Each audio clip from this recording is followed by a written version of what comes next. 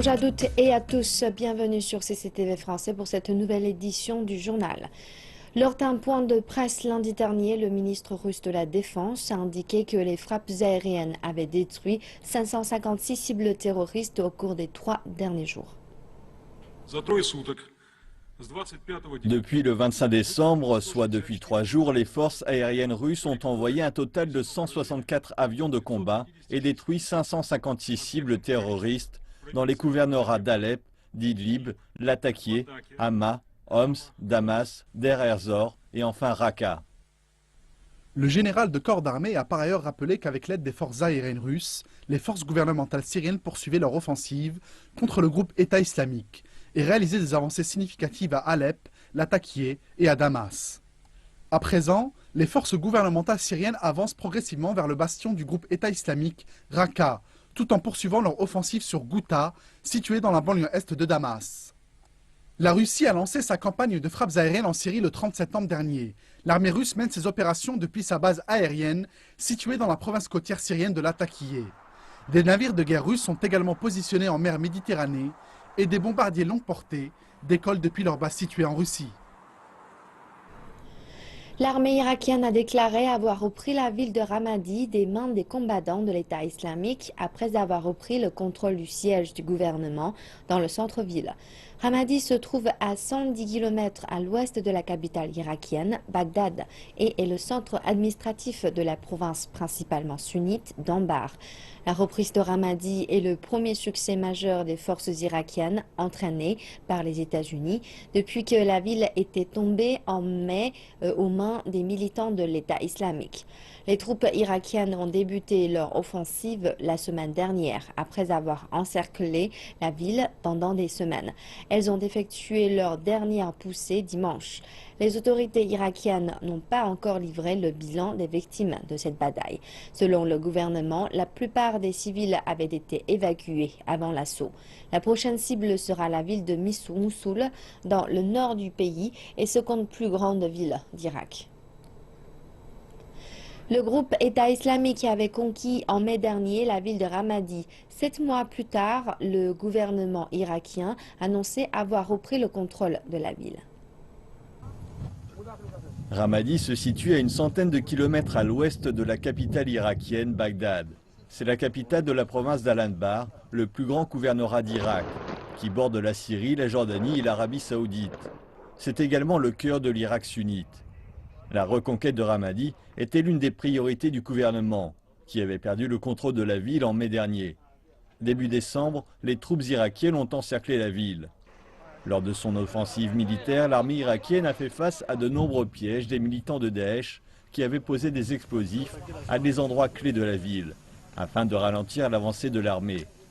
Les embuscades des djihadistes ont également entravé la progression des militaires irakiens. Le ministère de la Défense estime que la ville comptait seulement 600 djihadistes, dont de nombreux tireurs embusqués déployés dans la ville. Le gouvernement a également accusé Daesh de se servir des civils comme boucliers humains. L'armée irakienne a indiqué que les civils avaient été forcés de transporter des armes. Les militaires ont ralenti le rythme de leur avancée pour éviter de blesser des civils. Le groupe terroriste État islamique entend s'imposer progressivement en Somalie à la manière de son implantation réussie au Nigeria. Le I projette de créer une branche en Afrique de l'Est appelée le Petit Émirat. Les autorités somaliennes tentent tant bien que mal de contenir cette menace et rappellent les dangers de l'émergence d'une alliance entre Al-Shabaab et le groupe État islamique. En 2012, Al-Shabaab, le groupe militant terroriste basé en Somalie, avait fait allégeance au réseau terroriste Al-Qaïda et avait pris le contrôle de la capitale Mogadiscio et des autres grandes villes du pays. Mais aujourd'hui, le groupe Al-Shabaab a été délogé de la plupart des positions qu'il contrôlait, ses ressources financières ont été coupées et ses principaux chefs ont tous été tués. Les autorités somaliennes indiquent que la plupart des combattants Al-Shabaab tentent désormais de rejoindre désespérément les rangs du groupe État islamique. L'État islamique a largement profité de l'instabilité régnant dans la plupart des pays arabes riches en ressources naturelles. Le groupe terroriste a désormais des moyens financiers importants. Les militants terroristes de cette organisation n'ont qu'un seul objectif, à savoir étendre leur idéologie extrémiste et perpétrer des attaques à travers le monde. En Somalie, ils tentent évidemment de répliquer leur stratégie en utilisant leurs ressources pour attirer les militants du groupe Al-Shabaab. Mais les chefs du groupe Al-Shabaab ont rappelé qu'ils réprimeraient sévèrement les personnes qui envisageraient de prêter allégeance au groupe État islamique. Le groupe État islamique utilise désormais des combattants étrangers en Somalie pour répandre son idéologie avec l'espoir de former dans le pays un petit émirat. Mais la faction encore fidèle au réseau Al-Qaïda ne semble pas encore prête à céder son précaré. Elle a déjà tué un nombre significatif de militants ayant désespérément prêté allégeance aux combattants étrangers. Et certains ont même fini par se rendre aux autorités somaliennes. Les luttes intestines au sein du groupe Al-Shabaab se poursuivent depuis de longs mois déjà. Ils sont aujourd'hui forcés de choisir entre la faction pro-Al-Qaïda et le groupe État islamique. Ce dernier, avec ses ressources financières conséquentes, semble attirer toujours plus de nouveaux militants dans ses rangs, et en particulier les jeunes chômeurs désespérés du pays, pour étendre ses activités terroristes à travers tout le continent. Les experts ont depuis longtemps mis en garde contre une potentielle alliance entre le groupe Al-Shabaab et celui de l'État islamique, qui déstabiliserait sérieusement toute la région de l'Afrique de l'Est. Pour la première fois depuis 20 ans, les habitants de la capitale somalienne Mogadiscio peuvent profiter d'un jardin de la paix qui attire des centaines de familles chaque week-end. Au milieu du chaos et de l'insécurité que connaît la capitale somalienne depuis des années, il y a un autre aspect de cette ville que les médias ne vous montrent jamais. Bienvenue au Jardin de la Paix. C'est ici un week-end plein de joie pour ces enfants de la capitale somalienne et pour ces parents heureux, c'est un rêve devenu réalité. Des centaines de personnes viennent ici chaque week-end et ce ne sont pas seulement les habitants du coin. Des membres de la diaspora sont aussi là, certains venant d'aussi loin que l'Australie. Mes amis australiens, bienvenue à Mogadiscio. C'est très joli. C'est mon message au monde. Nous voulons transformer le récit que les gens se font de la Somalie.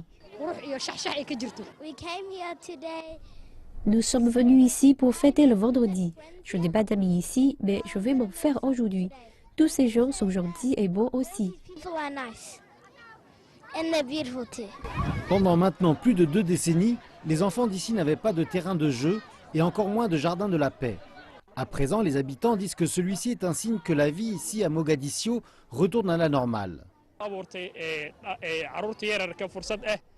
Le jardin de la paix a grandement changé la capitale. Pour la première fois en 2 décennies, les familles ont un endroit où passer le week-end. Le jardin de la paix a aussi transformé la ville en un bel endroit. Pour les jeunes de la ville, c'est un nouvel endroit où prendre des photos. Et pour ces jeunes gens, c'est l'heure du selfie et une opportunité de passer du bon temps avec les êtres chers. Les photographes aussi espèrent raconter une histoire différente. Mukhtar Mohamed est l'un d'eux qui souhaite montrer au monde que sa ville se relève. Je suis photographe. Je viens ici chaque week-end pour prendre des photos des jolis endroits de Mogadiscio et pour montrer au monde que Mogadiscio se relève et montrer en image la Somalie dont vous n'avez jamais entendu parler.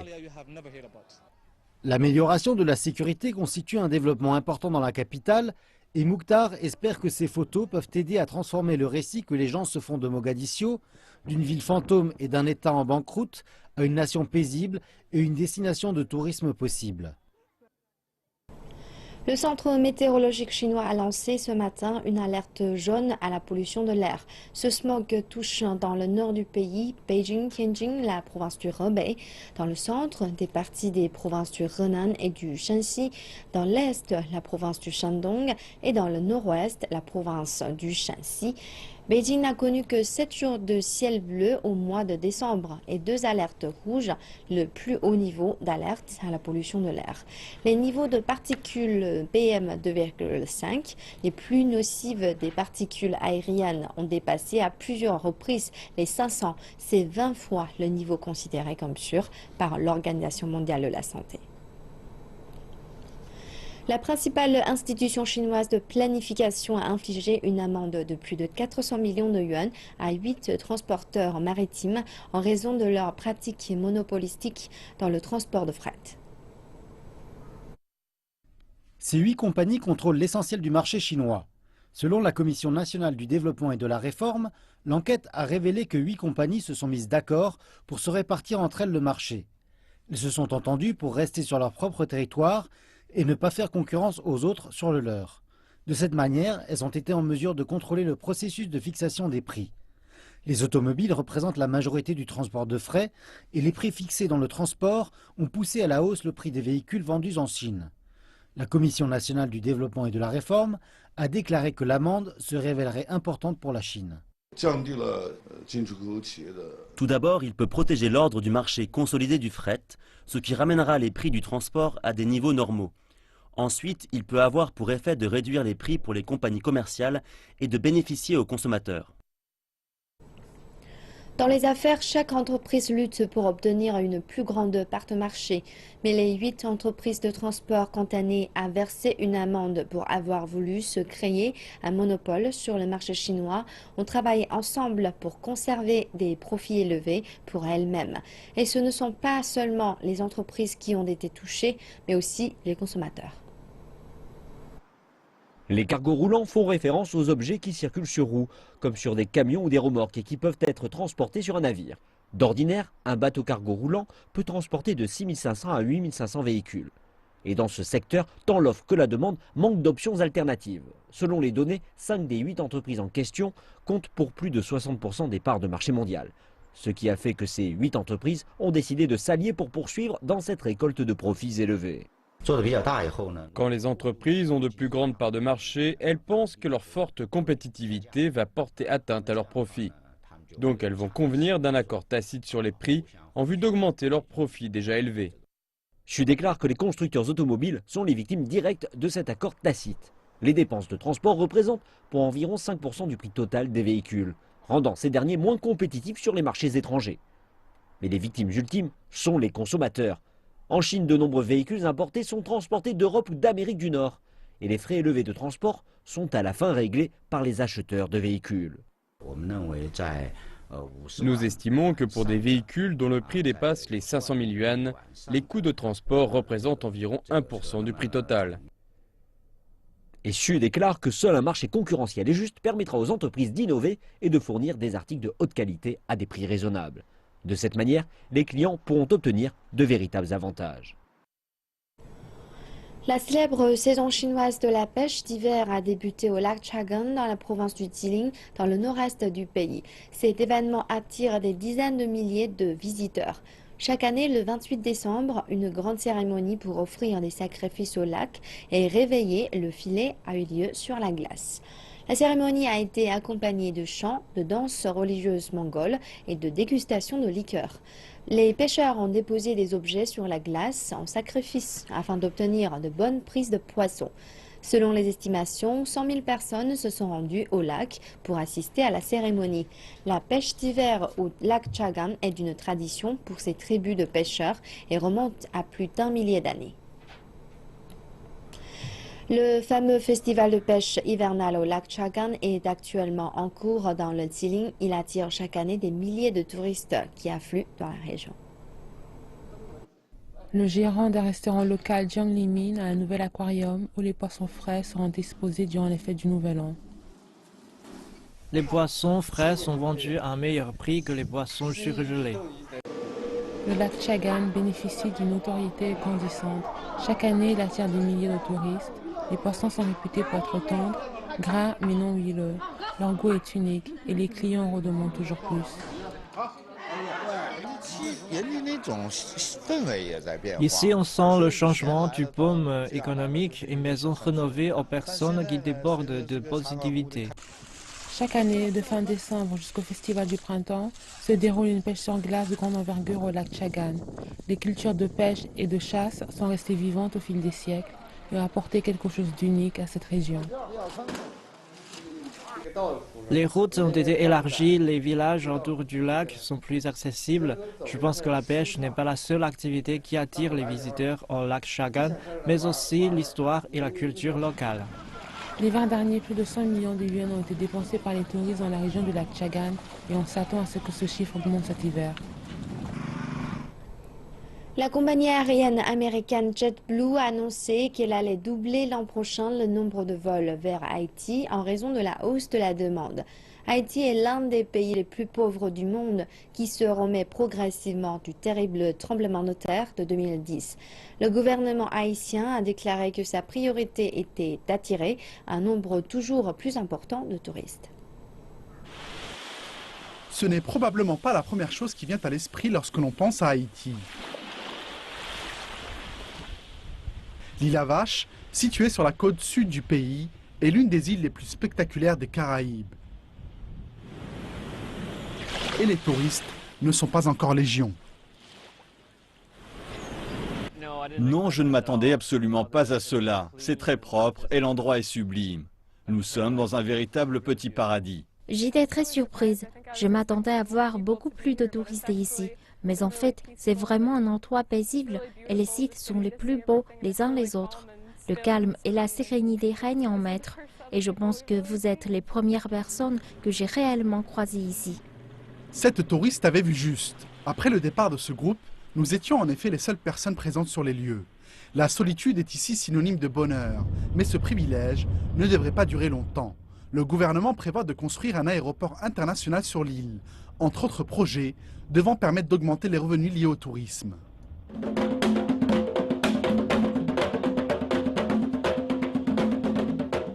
Un des atouts d'Haïti est d'avoir conservé son caractère très particulier, alors que l'île n'est qu'à seulement 2 heures d'avion de Miami.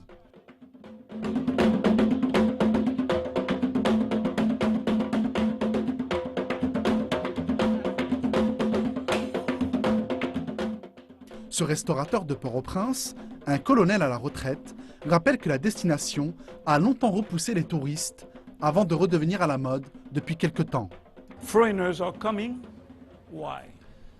Les touristes étrangers sont de retour. Et vous me demanderez pourquoi. Eh bien, je pense que c'est avant tout pour le dépaysement. Ils viennent pour voir un Haïti différent, où l'histoire et la culture sont partout.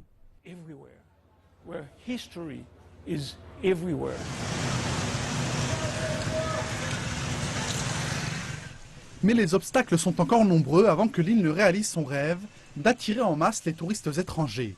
Ce pays souffre d'un manque d'investissement chronique dans les infrastructures et la population subit encore de plein fouet les conséquences du désastre de 2010. Les progrès sont encore lents, mais l'année dernière, le nombre de touristes en visite sur l'île a augmenté de 10%. Le gouvernement espère que cette année, la croissance pourra atteindre les 20%.